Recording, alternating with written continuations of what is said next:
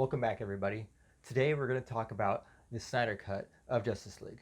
Now, there's a lot to unpack, so let's just get right into it. Now, there will be a ton of spoilers in this. If you've seen the Whedon Cut, then you haven't seen the Snyder Cut. So don't assume that it's not much different. It's just longer. There are differences, and I will be talking about some of those differences. But again, this is going to have lots of spoilers in it. So if you're trying to avoid spoilers, then I suggest you turn off the video right now. As suspected, the Snyder Cut of Justice League is a completely different vision than the Whedon Cut of Justice League.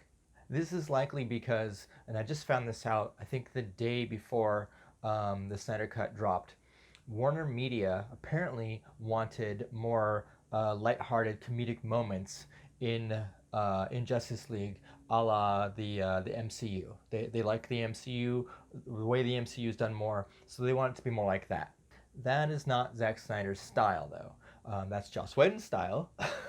Joss Whedon has directed, or at least written, quite a few of the MCU movies. So Joss Whedon is like the perfect guy to do that kind of thing. But again, that's not Zack Snyder's style. Now, that's not to say it doesn't have any lighthearted moments. It does. There's just a lot fewer of those lighthearted moments, and I think it makes for a much better movie. Now, what's even better about the Snyder Cut is we got a lot more world building, we got a lot more background information on a couple of our characters, namely the Flash and Cyborg. Now, other than Flash and Cyborg, we get a much longer scene in the Snyder Cut where we see a flashback when Wonder Woman is telling Batman about the previous battle millennia ago when Darkseid tried to take over Earth. Now, in the Whedon Cut, this scene was much shorter, and the battle that we saw was cut up more. And in fact, in the Whedon Cut, that battle shows us Steppenwolf. In the Snyder Cut, that battle shows us Darkseid. So, but seeing a much longer battle in the Snyder Cut, I think works out much better for the movie, because you get a better sense of why all these things are starting to happen now. This shows us why the mother boxes are on Earth, why Steppenwolf is coming back to get them, and all that. I'll get to all that more later in this review. We also get a better explanation. Well, we get an actual explanation for the glowing writing that you see on the ground. In the Whedon Cut, that was pretty much left as kind of an Easter egg to the comics fans. Well, in the Snyder Cut, that's actually explained. That's the anti-life equation, and it's explained in much more depth in the Snyder Cut. That's not to say that there aren't any Easter eggs in the Snyder Cut. There are. They're just I would say there's probably not as many. Maybe there are more. I know there's at least one. I would say there's at least one towards the end of the movie with the multiverse scene that we get that is shown to us, that shows kind of what might have happened. Now, with the Flash and Cyborg, we get much better origin stories. Instead of just getting a few lines of dialogue to explain who the Flash is, and who Cyborg is, we get much longer sequences showing us Flash's abilities, and who his dad is, or where his dad is, and things like that. Same thing with Cyborg. We get much longer sequences showing how Cyborg was created, his dad, and everything about him, instead of just a few stills on a computer screen. And again, I think that stuff makes for a much better movie. Instead of just having a few lines that are spoken by some of the characters explaining it, we actually get to see it play out. Now, we don't get a whole lot more on Wonder Woman or Aquaman, but that's to be expected since we already had a Wonder Woman standalone and we had an Aquaman standalone. So we got their origin stories already. At this point, we just need to know what is their motivation for joining the Justice League. With Wonder Woman, she knows who Steppenwolf is, she knows who Darkseid is, so she knows what's coming, so she's ready to help any way she can. With Aquaman, he wants to be left alone. He has seen what happens with people when they fight alongside Batman. He's not even interested in taking up his mantle as king of the Atlanteans. So it takes Steppenwolf taking the mother box from the Atlanteans for him to decide to join the Justice League. Now we get a lot more information on Steppenwolf and Darkseid and Desaad. In fact, I don't believe we even see Desaad in the Whedon Cut. Darkseid, I'm not sure, even plays much of a part in the Whedon Cut either. So this is a welcome change. So we find out why Steppenwolf has come back to Earth. We find out what his connection is with the mother boxes, and we see the same thing with Darkseid. We find out about this Desaad guy. Desaad seems to be a lieutenant that's kind of a go-between between Darkseid and Steppenwolf. We find out that Steppenwolf was exiled from Darkseid's forces and is now trying to make amends. He's trying to get back into Darkseid's good graces. He plans on conquering Earth in the name of Darkseid so that he can come back home. And speaking of Steppenwolf, this version of Steppenwolf, in my opinion, looks way better than the version in the Whedon Cut. Now, maybe it's just because the technology got better, but his face doesn't look as human. I think the Whedon Cut version of Steppenwolf looked a little bit too human. This version, the Snyder Cut, he looks more monstrous, more like a beast. His armor also. The armor in the Whedon Cut looked, it was fine, I guess. It was kind of smooth, shiny, and a bit reflective. I like the armor in the Snyder Cut better. The armor in the Snyder Cut, it looks almost organic, like it's constantly moving to fit his shape, and it's also seems to be constantly moving in order to provide a good defense against the arrows and other attacks that are coming in. So I like the way Steppenwolf looks in the Snyder Cut better than in the Whedon Cut. Now, of all the bad guys that we find out about or that we see, we don't get anything on. There's one character that is not introduced or anything like that, and that's the character. He's got the silver or blonde hair. He's standing on Darkseid's left, the viewer's right, when we're looking through the portal. That's Granny Goodness. Now, I only found out. I'm not into the comics. I don't have a lot of comic knowledge. I only found out who this character was, I think, after watching or reading some things on Twitter. Found out somebody said, "Oh, awesome, Granny Goodness is there."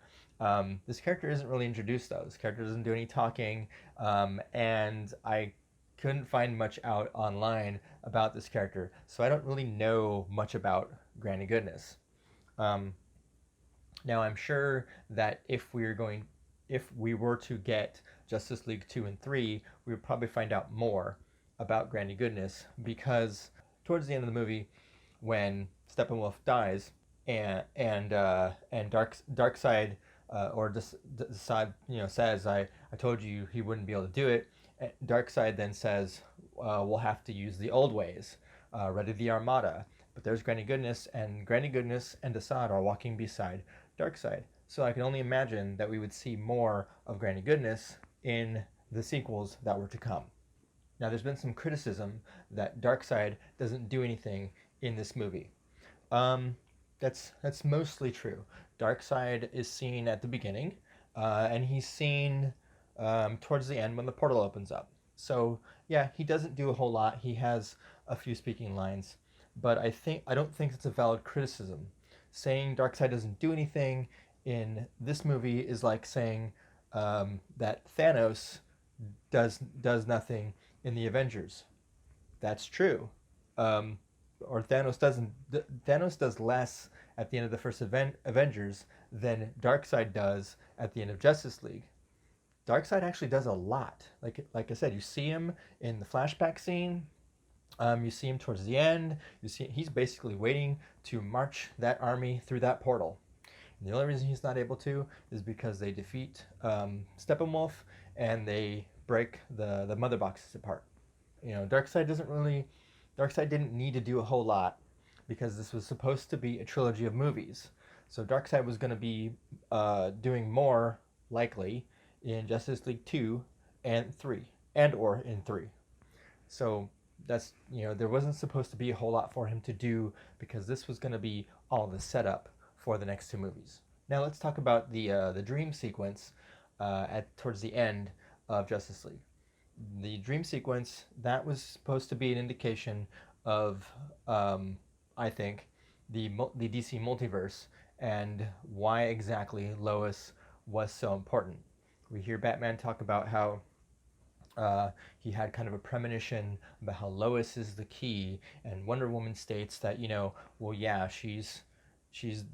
we needed her for to save Superman. But Batman points out that he thinks there's something more, thinks there was a bigger reason. Well, the bigger reason is that without Lois, Superman can't be brought back to their side, and they end up kind of trying to hide from Superman the whole time. And in that case, also, Superman doesn't defeat Steppenwolf. Darkseid comes through, he attacks Earth, he takes over Earth, and then they end up having to clean up that whole mess. That's what that whole sequence at the end is about. That's how important Lois is. That's why she had to be saved in Batman vs. Superman. That is all a callback to the previous movie. So that's showing us how important Lois really is to the overall story.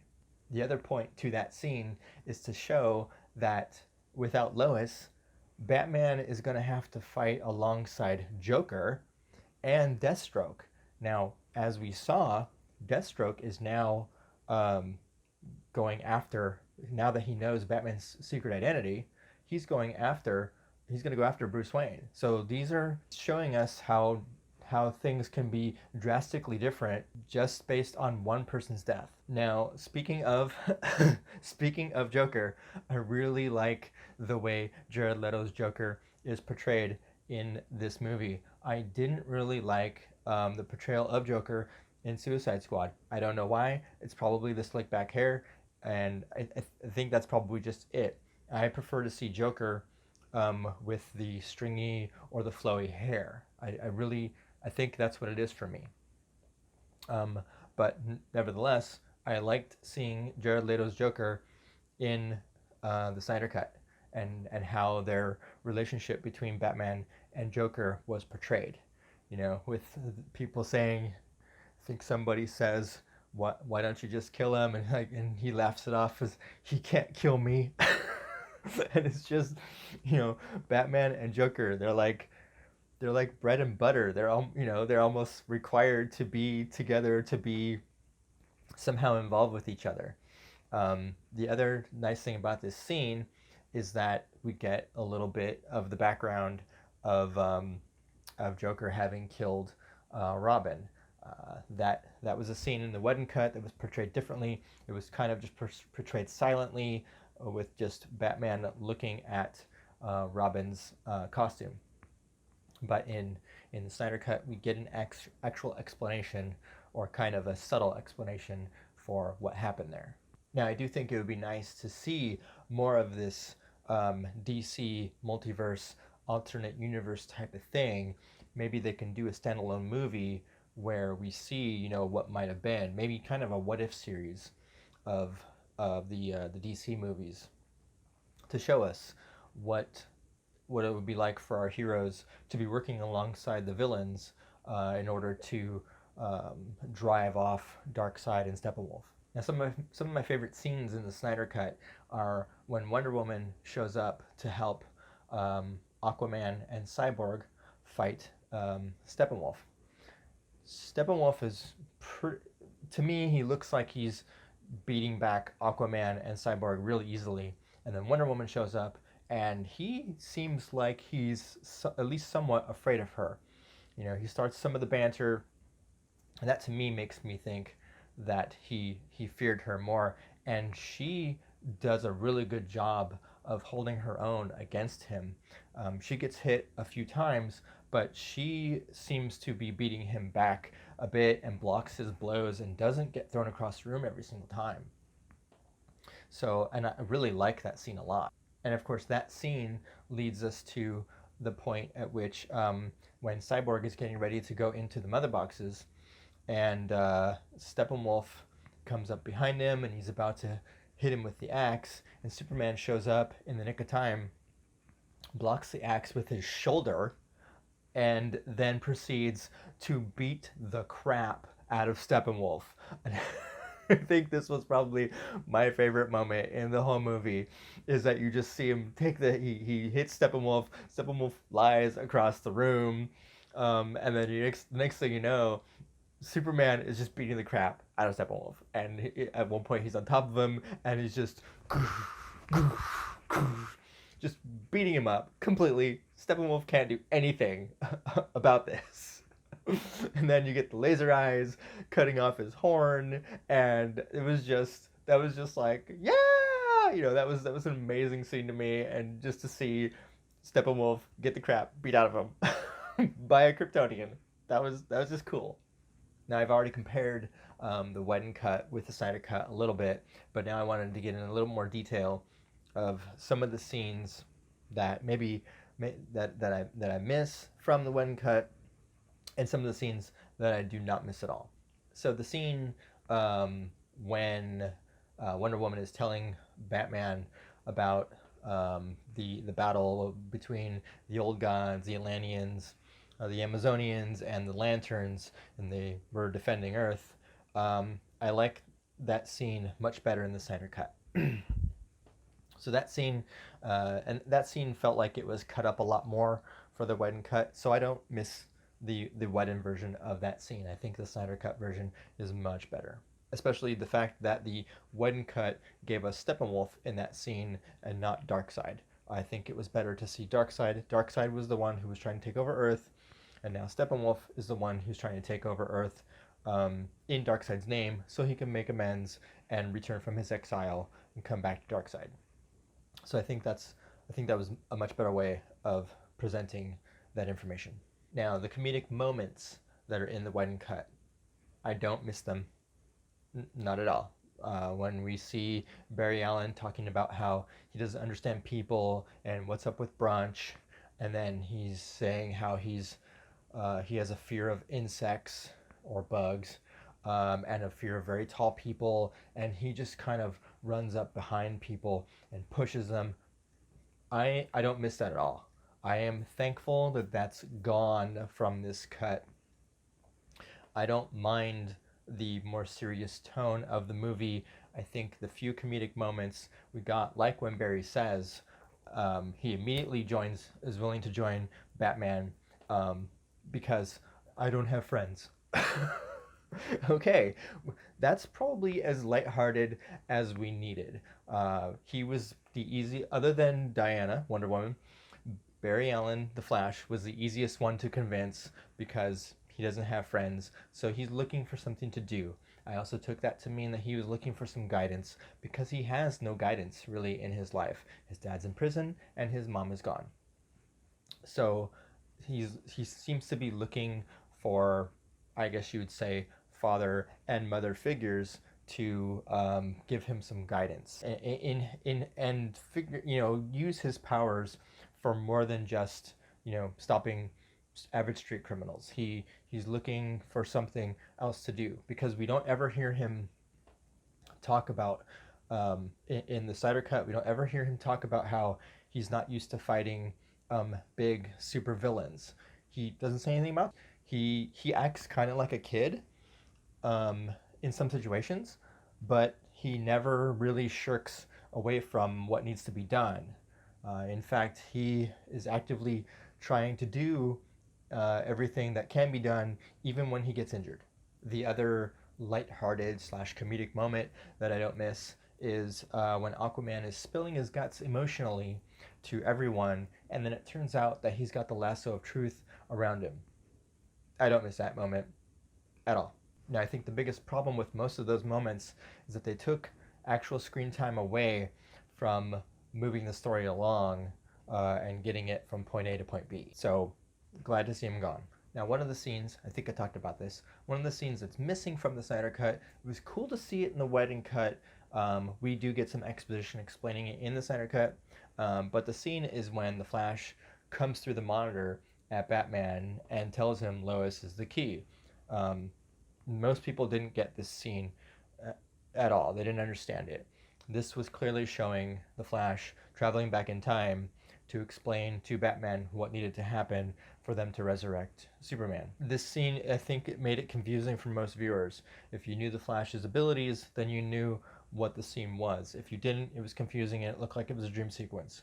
It was not a dream sequence, obviously, but it was really, in the Snyder Cut, it was done through exposition, where Batman says he had a premonition that explained to him that Lois is the key. It was done fine. It was neat to see it in the Whedon cut. That's all. I think it would have been neat to see it if they could put it in, if they could integrate it in some way. But I think also the fact remains that no one really knows how fast the Flash can run at this point, and that reveal happens at the end. We see at the end of the movie, the Flash can run so fast that he can reverse time, or he can go back in time. He even talks about "Gotta break the rule, Dad," and that's something we'll likely see in the Flash standalone. So this movie was supposed to come out I think before, yeah, but this movie was planned with the Flash movie in mind. So we would have seen the Flash movie shortly after Justice League. We would have had our explanation in the Flash standalone. Without that explanation, it's confusing to see the Flash come out of a monitor and talk to Batman. Now, the last scene that I don't miss at all was seeing the Flash wanting to race Superman. In fact, the people living in the house near the nuclear facility, appears that it was done just as build-up to that scene. Those people weren't necessary. Having the Flash race Superman, not necessary. I prefer to see in the Snyder Cut how Steppenwolf builds his stronghold at a nuclear facility, and there's no one else around. So our heroes don't have to worry about rescuing people or keeping them from getting hurt. I also don't think that scene was necessary, because when Superman is revived, we see Aquaman, Cyborg, and Wonder Woman fighting Superman, trying to get him to calm down and not see them as enemies. And while they're doing that, the Flash is attempting to run around everybody, and then we see Superman's eyes move to the side. That alone shows us that Superman is faster than the Flash. If Superman can turn his eyes and see the Flash while the Flash is running that fast, Superman's faster. So those are my reasons why I don't think that scene was needed at all. That scene seemed like it was more like fan service. I'm sure there's lots of fans who've always wanted to know who's faster, Superman or the Flash, and that seemed like it was put in by Joss Whedon to show the fans, well, this is who I think is faster. And again, I'm pretty sure the family was put in the movie in order to build up to that scene. Now, as far as some of the technical aspects, Zack Snyder has been criticized for doing a 4:3 format for the movie. If you're criticizing Zack Snyder for this, I think you're just looking at things to nitpick now. I don't think it was a big deal. It didn't detract from the movie to me. Zack Snyder's explanation is that he did it in an IMAX format because he believes that superheroes should be larger than life. They should be much more vertical than they are horizontal. And he wanted to present it that way. Some people complain, oh, is there going to be black bars on the sides of my movie the whole time? It didn't detract from my enjoyment of the movie. I don't think I even noticed it. It's not a big deal. One more thing about the aspect ratio. Do I want to see more movies in this aspect ratio? No, I don't, not really. But again, it didn't distract from my enjoyment of the movie. Zack Snyder has also stated that he's hopeful that they can do some fan events in the future once it aired on HBO Max, and they can have some screenings on IMAX screens and have fans just come and watch the movie the way it was intended. And I think that's fantastic. I've gone to a Lord of the Rings fan event where we watched all three movies, started with Fellowship, Two Towers, and the extended editions of those, and then got to Return of the King at midnight. I know they've had Star Wars events where they watched all the movies up to Rise of Skywalker and then started Rise of Skywalker at midnight. So I think it'd be fantastic. In fact, I was just reading this morning that they plan on doing some charity screenings where they'll do Man of Steel, Batman vs. Superman, and then Justice League. And they have already according to Snyder, they've already shot Justice League in such a way that they can have a 10-minute intermission in between the movie. So it's 4 hours long. Yes, we'll get to that in a second. But they'll have an intermission after 2 hours. And during that intermission, they'll play. Apparently, they created some music specifically for that intermission. So you'll have a choice: go to the bathroom during that 10 minutes, or sit in the theater and listen to the music that was specifically made for that intermission. So that's just a more neat aspect to it. Now, speaking of the runtime, 4 hours is a long time to sit in a theater. It's fine for a streaming service because you can pause, you can pick right up anytime. But a cut of this length would likely not ever get a theatrical run outside of fan events. I just talked about those. So it'll be really cool to see when they decide to do this, if they decide to do this. I don't know that I'll be able to attend myself, but I'm hopeful that they can do it for all the fans of Zack Snyder, for fans of the comics, people who are really into this. I think it would be a fantastic thing for them to be able to do it for those people. I might be able to attend. If I can, I'll be sure to talk about it. But I'm not one of those huge fans of the comics. I love the movie, but it's not something that I think would have the same impact on me as it would other people who are much bigger fans. Now, could they get the movie down to a time length where they could have actually had a theatrical run?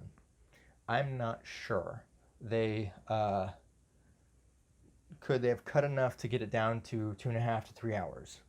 Possibly. I'm going to actually have to leave that in the hands of the fan editing community. I know there's fan editors out there. Let's see what they can come up with. Usually they're busy trying to put as much back in so that they can get more of the movie, more of the way the director intended it. In this case, they'd be trying to cut it down to have a shorter run length. Is it possible? I'm sure it's possible. It just depends on what you want to sacrifice, what you don't want to, what you end up not wanting to see. And that's all I got for the Snyder Cut of Justice League. Tell me if you liked it or not, and why not.